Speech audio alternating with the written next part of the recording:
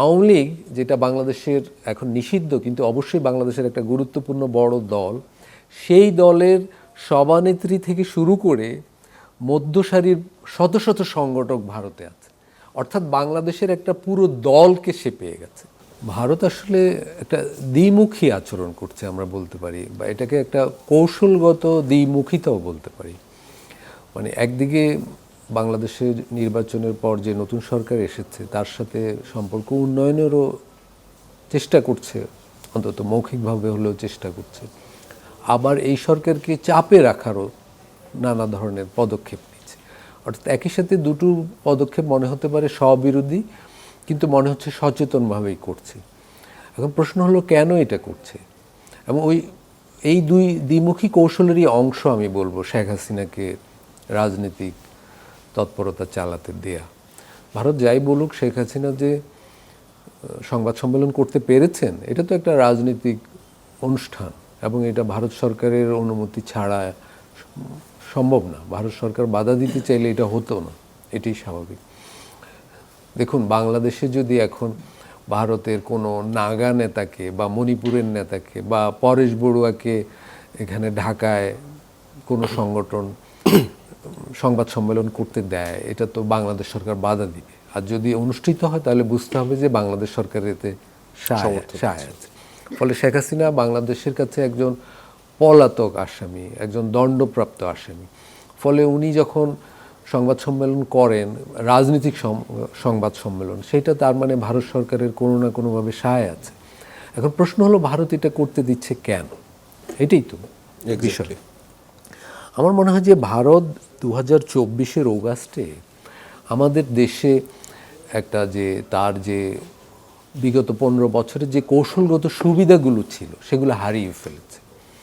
তাই তো 2024-এর অগাস্টের পর এখানে যে রাজনৈতিক পট পরিবর্তন ঘটলো, এতে ভারতের বিপুল ক্ষয়ক্ষতি হয়েছে। তার সে যে সুবিধাগুলো পেত, আমি যদি বলি ট্রানজিট সুবিধা, নৌ সুবিধা, রেলওয়ের সুবিধা, এরকম আরও অনেক ধরনের সুবিধা, বন্দর সুবিধা ইত্যাদি পেয়েছে, এগুলো তার জন্য জরুরি। আরেকটা হলো ভারত বাংলাদেশকে কিন্তু তার বৃহত্তর নিরাপত্তা বলয়ের অংশ মনে করে। বাংলাদেশেরকে সে তার নিরাপত্তার জন্য জরুরি মনে করে। 24-এর অগাস্ট থেকে সে মনে করছে সেই হারিয়ে ফেলেছে এটা। তো এগুলো তাকে ফিরে পেতেই হবে। এগুলো ফিরে পেতে হলে তার পর্যবেক্ষণ হলো বাংলাদেশে যে দুই ধরনের পরিবর্তন ঘটেছে। এক হলো সরকার পরিবর্তন, এখানে যারা এখন গণ অভ্যুত্থানের পরে যে বড় বড় রাজনৈতিক দল, রাজনৈতিক শক্তি আছে, এগুলো তার জন্য ফেভারেবল নয়। এবং আবার আরেকটা হলো যে এখানে যে সমাজে যে পরিবর্তন ঘটে গেছে, যেটার প্রকাশ ঘটেছে গত 2 বছরে, যে এখানকার সমাজের যে একটা দক্ষিণপন্থার বিকাশ ঘটেছে, একটা যে প্রচণ্ড ভারত বিরোধিতার বিকাশ ঘটেছে, যে এটার জন্য সেই দায়ী আসলে এক অর্থে কিছুটা পরিমাণে। তো এই দুই বাস্তবতা, রাজনৈতিক বাস্তবতা, সামাজিক বাস্তবতা মিলিত একটা প্রশাসনিক বাস্তবতা তৈরি হয়েছে। এগুলো মনে করছে ভারত দীর্ঘমেয়াদে তার জন্য একটা বিব্রতকর, অস্বস্তিকর, অসহনশীল একটা অবস্থা। সে মনে করছে তার জন্য ফেভারেবল অবস্থা নয়। এইটা তাকে ফিরে পেতে হবে। ফিরে পেতে হলে সেই দ্বিমুখী কৌশল নিয়েছে। একটা হলো বাংলাদেশ সরকারকে একটা চাপে রাখা, এবং এটা দীর্ঘমেয়াদী হবে। আরেকটা হলো একই সাথে যেহেতু একটা নির্বাচিত সরকার হয়েছে, তার সাথে সম্পর্ক তো 2 বছর আগে বেশ তলানিতে ছিল, সেখান থেকে একটু উন্নয়ন ঘটানোর ইচ্ছারও প্রকাশ ঘটাচ্ছে সে। সেই জন্য আমি বলছি এটা একটা কৌশলগত দ্বিমুখিতা। এবং ভারতের হাতে অনেকগুলা স্ট্র্যাটেজিক অ্যাসেটও আছে আমি বলবো।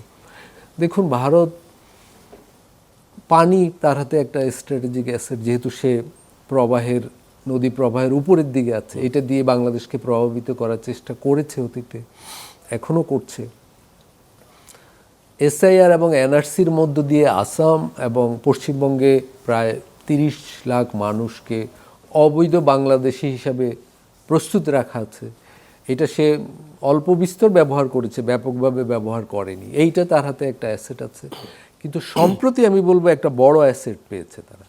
সেটা হলো আওয়ামী লীগ, যেটা বাংলাদেশের এখন নিষিদ্ধ কিন্তু অবশ্যই বাংলাদেশের একটা গুরুত্বপূর্ণ বড় দল, সেই দলের সভানেত্রী থেকে শুরু করে মধ্যসারির শত শত সংগঠক ভারতে আছে, অর্থাৎ বাংলাদেশের একটা পুরো দলকে সে পেয়ে গেছে। এই দলকে ব্যবহার করবে সে। নদীর পানিকে যেভাবে ব্যবহার করেছে, অবৈধ বাংলাদেশি বলে 20-30 লাখ লোককে যেভাবে ব্যবহার করার সুযোগ আছে তার, আমি বলবো আওয়ামী লীগকেও ব্যবহার করার তার সুযোগ আছে। তার সেই পুরনো লক্ষ্যগুলো, যে ভূ রাজনৈতিক সুবিধা সে বাংলাদেশে পেয়েছিল, সেগুলো ফিরে পাওয়ার জন্য।